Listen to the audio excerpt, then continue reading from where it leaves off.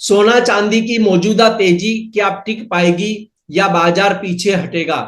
इस समय gold silver पर इतने ज्यादा ओपिनियन चल रहे हैं कि ट्रेडर्स काफी कंफ्यूज हो रहे हैं। गोल्ड सिल्वर की एकदम साफ ट्रेड रणनीति पर बात करेंगे या वेल्थ ग्लोबल के डायरेक्टर अनुज गुप्ता से। मैं हूं कमल शर्मा। अनुज जी, आपका स्वागत है मोलतोल में। Good morning sir, good morning. जी नमस्कार। अनुज जी, इस सप्ताह कौन कौन से डेटा और इवेंट्स हैं जो सोने चांदी की कीमतों पर सीधा असर डालेंगे? देखिए, ये जो हफ्ता है ये काफी वॉलेटाइल है। अगर आप मॉर्निंग से ही देखेंगे, मींस आज से अगर आप बात करेंगे तो यहाँ पे एफओएमसी मेंबर वॉलेट की स्पीच है। देन उसके बाद पेंडिंग होम सेल्स के डेटा है।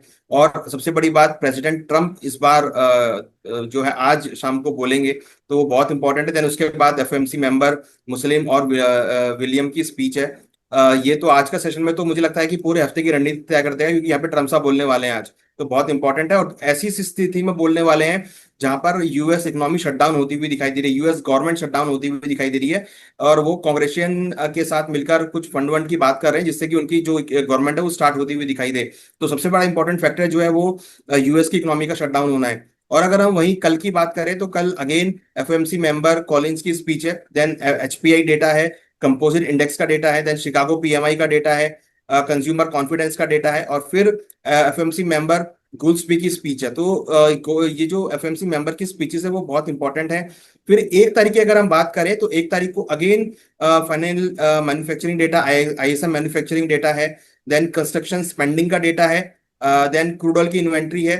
और अगर आप देखेंगे उसके बाद अगर हम देखें तो हालांकि 2 तारीख को तो भारतीय बाजार बंद रहेंगे, बट उसमें भी अगर आप देखेंगे तो इंडिया यूएस के अंदर चैलेंजर जॉब कट्स का है, अनएम्प्लॉयमेंट का डेटा है, फैक्ट्री ऑर्डर्स का डेटा है, एफओएमसी मेंबर लोगान की स्पीच है, नेचुरल गैस की इन्वेंट्री है। और अगर हम उसके बाद बात करें तो फिर 3 तारीख को जो मार्केट में उसमें ईसीबी जो एफओएमसी मेंबर विलियम की स्पीच अगेन है, आवरली अर्निंग्स है, नॉन फॉर्म एम्प्लॉयमेंट चेंज है, अनएम्प्लॉयमेंट रेट है, और फिर फाइनल सर्विस और एसएम सर्विस पीएमआई है। तो देखिए, इस हफ्ते में अगर हम ओवरऑल नटशेल में बात करें तो एफओएमसी मेंबर्स की काफी स्पीचेस हैं, और साथ में ट्रम्प साहब की आज स्पीच होना, तो इससे काफी हद तक ये क्लियर होगा कि उनका एक्चुअल में थॉट क्या है यूएस इकोनॉमी को लेके, और जो यूएस इकोनॉमी ये जो गवर्नमेंट शटडाउन हो रही है उसको लेके क्या थॉट है। इसके साथ साथ जो यूएस के डेटा आने वाले हैं वो डेटा ऐसे डेटा हैं जिससे डायरेक्टली आपकी जो डिमांड और कंजम्पशन के ऊपर इम्पैक्ट पड़ेगा। तो उससे ये जी आइडिया लगेगा कि यूएस की इकोनॉमी में जो स्पेंडिंग है या जो कंजम्पशन है वो कितनी है। उसके अकॉर्डिंग आपका जो डॉलर इंडेक्स है या बॉन्ड यील्ड है उस पर इम्पैक्ट आता हुआ दिखाई देगा। तो कहीं ना कहीं जो ये हफ्ता है इसमें आपको एक तो जो यूएस के टॉप लीडर्स हैं, एफएमसी मेंबर्स हैं, उनका एक आपको थॉट प्रोसेस पता लगेगा कि वो इकोनॉमी को कैसा सोच रहे हैं, यूएस की इकोनॉमी को लेके, इन्फ्लेशन को लेके, यूएस के लेबर मार्केट को लेके, यूएस की अनएम्प्लॉयमेंट रेट को लेके। उसके साथ से जो डेटा आएंगे उससे आपको यूएस की स्पेंडिंग और कंजम्पशन के बारे में पता लगेगा। जी अनुज जी, ये तो आपने पूरी एक जानकारी दी कि पूरे सप्ताह ही गोल्ड सिल्वर पे नजर रखनी है। और ट्रम्प का तो खैर स्पीच हो चाहे उनका ट्वीट हो, वो बहुत ही महत्वपूर्ण होता है बाजार के लिए। कब क्या असर करेगा उस पे पैनी नजर बहुत जरूरी है। लेकिन देखिए अनुज जी, मौजूदा गोल्ड सिल्वर की तेजी में कई व्यू ऐसे आ रहे हैं कि बाजार धड़ाम से टूट जाएगा। यह बुलबुला है जो फट जाएगा। ऐसे में ट्रेडर्स के बीच घबराहट होना स्वाभाविक है। आपकी राय ट्रेडर्स को क्या होगी, कैसे अपने ट्रेड पर फोकस करना चाहिए और जो मौजूदा बाजार का रुझान है उसका लाभ उठाना चाहिए? देखिए, मार्केट में अगर एक ट्रेडर की से उससे पूछते हैं तो मुझे लगता है कि मार्केट का जो ट्रेंड है उसी को ही फॉलो करना चाहिए। मार्केट बढ़ गया है तो उसके पीछे फैक्टर्स हैं जिसकी वजह से मार्केट बढ़ रहा है। देखिए, जब मार्केट में नेगेटिव फैक्टर आएंगे तो फिर मार्केट करेक्ट भी होगा। अभी जो अगर आप इवेल्युएट करेंगे, आप खुद ही आप नोट डाउन कर लीजिए कि भाई कौन कौन से फैक्टर हैं। जब आप एक होमवर्क करेंगे तो आपको पता लग जाएगा कि कौन कौन से फैक्टर हैं जो मार्केट को सपोर्ट प्रोवाइड कर रहे हैं। ऐसे में अगर आप देखेंगे तो लेटेस्ट नए अपडेट्स आए हैं यूएस इकोनॉमी शटडाउन होने का, तो वो सब चीजें देखिए वो भी एक सपोर्टिव फैक्टर है। तो हमें ये देखना है कि मार्केट का ट्रेंड कैसा है और मार्केट के जो फैक्टर है क्या वो बिल्कुल इन टेंडम में चल रहे हैं। तो अगर आप देखेंगे तो जो फैक्टर आ रहे हैं वो सब पॉजिटिव है, उसकी वजह से हम देख रहे हैं गोल्ड सिल्वर के भावों में तेजी आती हुई दिख रही है। ये तो हुआ फंडामेंटल पार्ट। टेक्निकल पार्ट अगर आप देखेंगे तो आप देख सकते हैं कि भाई टेक्निकल चार्ट्स पे ट्रेंड पॉजिटिव है, तो यहाँ पर ट्रेंड को ही फॉलो करना चाहिए। एडवर्स या अलग दिशा में बैठना समझदारी नहीं है। यहाँ पर अगर आपको लगता है कि अलग दिशा में बैठना है तो आप स्ट्रिक्ट स्टॉप लॉस का यूज करें। बट हमारी एडवाइस ये है कि अगर आप ट्रेंड को फॉलो करेंगे तो आप प्रॉफिट्स में राइड कर सकते हैं, जो कि लोग यहाँ पे कर रहे होंगे जिन्होंने ट्रेंड को फॉलो किया है। तो मुझे लगता है कि ट्रेंड को हमेशा फॉलो करना चाहिए, ट्रेंड के अगेंस्ट में बिल्कुल भी नहीं जाना चाहिए। नहीं अनुज जी, देखिए यहाँ पे एक बहुत सीधी सी बात है, जैसे अभी आपने कहा ही चार्ट को देख करके, ट्रेंड चाहे कोई भी चल रहा हो, ऊपर का या नीचे का, स्टॉप लॉस को लगाने के बाद भी मतलब कुछ फायदा हो सकता है। तो स्टॉप लॉस अगर किसी ट्रेडर ने लगा दिया तो उसे अनलिमिटेड लॉस की तो कोई संभावना ही नहीं है।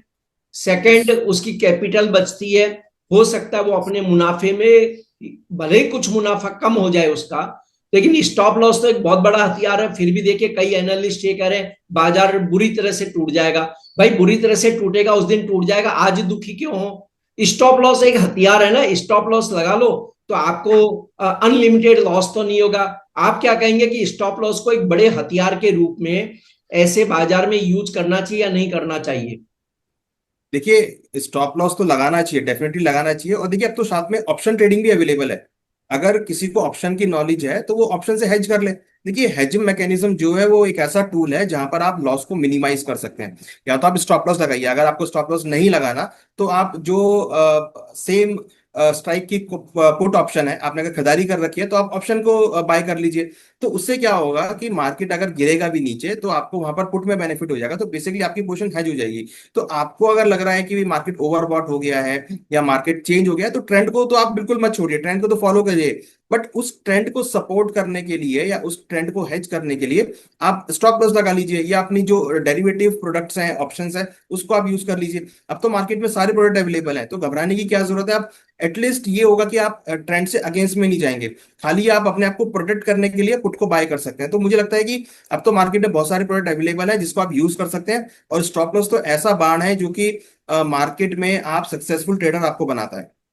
जी अनुज जी, अनेक ट्रेडर्स ने ऊंची कीमतों का लाभ उठाते हुए प्रॉफिट भी बुक किया है। ऐसे ट्रेडर्स को री एंट्री पर आप क्या राय देंगे? देखिए अगर आप उनकी बात करें जो लोग प्रॉफिट बुक कर चुके हैं, तो मुझे लगता है कि आपको वेट एंड वॉच करना चाहिए। अभी $47 के ऊपर आ गया। देखिए अभी अभी के अंदर ही करीबन 20 से 30 सेंट की तेजी जो है सिल्वर में आती हुई दिख रही है। और मुझे लग रहा है कि ये 48 से लेकर $50 तक आपको इस हफ्ते ये हिट करता हुआ दिखाई देगा। तो यहाँ पर मुझे लगता है कि अगर कोई भी डिप मिलता है, तो देखिए जब मार्केट ट्रेंड पॉजिटिव होता है तो वो एक डिप भी देता है। तो डिप का मतलब ये है कि आप डिप पे बाय करके चलें। तो डिप अगर आप कोई भी डिप आता है $46.5 के आसपास तक, तो हमें लगता है कि खरीदारी का ट्रेड बनाना चाहिए। करीबन 45.5 का स्टॉप लॉस अगर टारगेट 48 तक देखा जा सकता है। वहीं अगर हम एमसीएक्स की बात करें तो अगर कोई डिप 1,42,500 तक के डिप मिलते हैं तो खरीदारी का ट्रेड बना सकते हैं। 1,41,000 का स्टॉप लॉस लगाए, टारगेट 1,45,000 तक देखे जा सकते हैं। तो अगर हम बात करें तो यहाँ पर हमें लगता है कि लोअर लेवल पे खरीदारी आपको रखनी चाहिए। जो भी मार्केट रिट्रेसमेंट करे वहां पर खरीदारी का ट्रेड बना के चल सकता है। जी अनुज जी, देखिए दूसरा सवाल ऐसा आता है इसके विपरीत कि जो फ्रेशर्स इन ऊंचे भावों पर रिस्क उठाने के लिए पोजीशन उन्हें लेनी चाहिए, या आपकी क्या राय होगी कि बाजार से दूर रहें या फिर क्या करें? देखिए जो नए ट्रेडर हैं जो इस मार्केट को टेस्ट करना चाहते हैं उनके लिए सलाह है कि पहले तो आप जो इनके मिनी लॉट्स हैं, जो मिनी कॉन्ट्रैक्ट्स हैं, उसको आप चूज करें। और कम क्वांटिटी में ट्रेड करें, एकदम से आप मल्टीपल क्वांटिटी ना लें। जैसे अगर आप देखेंगे तो गोल्ड के अंदर गोल्ड पैटर्न है, सिल्वर के अंदर सिल्वर माइक्रो है जिसको आप यूज कर सकते हैं। उनको आप यूज कीजिए, आप एटलीस्ट 15 से 20 दिन आप उनको ट्रेड करिए, उनसे आप पूरी एक बार पूरा मिल लीजिए उन ट्रेडर से, क्या मूवमेंट होती है, क्या मार्केट की वॉलिटिलिटी होती है, उसको पूरा समझ लीजिए। उसके बाद ही आप एक्सपोजर बढ़ाएं। तो अब तो मार्केट में छोटे लॉट भी अवेलेबल है जिसमें स्मॉल इन्वेस्टर आके मार्केट में ट्रेडिंग कर सकते हैं। तो मुझे लगता है कि आप सीधा बड़े लॉट में ना जाएं, आप छोटे छोटे लॉट से ट्रेडिंग स्टार्ट करें। और डेफिनेटली टेक्निकल चार्ट्स अगर आप नहीं जान रहे हैं तो टेक्निकल चार्ट को आप जरूर समझे, जरूर उसको सीखें, जिससे कि आपको ये पता लग सके कि मार्केट का ट्रेंड कैसा है और किस लेवल पर कब आपको बाय करना है। जी अब अनुज जी, आपने देखे सिल्वर में तो कहा कि 1,42,500 के आसपास खरीद की जा सकती है, लेकिन गोल्ड पर आपका क्या ओपिनियन है कि गोल्ड में अगर कोई जो ट्रेडर है गोल्ड में ट्रेड करना चाहते हैं तो वो किन लेवल्स का ध्यान में रखें आज? देखिए कमल जी, आपका शो चल रहा है और गोल्ड ने नया हाई करीबन $3806 का हाई यहाँ पे बना दिया है। अभी करीबन $4 से $5 की तेजी यहाँ पर तुरंत आ गई है और 3800 के ऊपर आप गोल्ड का प्राइस ट्रेड करता हुआ नजर आ रहा है। तो मुझे लगता है कि गोल्ड के अंदर अगर कोई भी डिप मिलता है नीचे करीबन 3780 3790 के आसपास तक, तो वहां पे खरीदारी का ट्रेड लेना चाहिए। 3750 का स्टॉप लॉस अगर टारगेट में एक्सपेक्ट कर रहा हूँ कि करीबन $3830 तक के लेवल आपको गोल्ड में देखने को मिल सकते हैं। वहीं अगर हम डोमेस्टिक मार्केट की बात करें तो 1,14,000 के आसपास खरीदारी का ट्रेड बनाए। 1,13,450 का स्टॉप लॉस लगाए। टारगेट 1,15,000 तक देखने को मिल सकता है। तो हमें लग रहा है कि गोल्ड और सिल्वर दोनों के अंदर ही आपको खरीदारी का ट्रेड यहाँ पर देखने को मिल सकता है।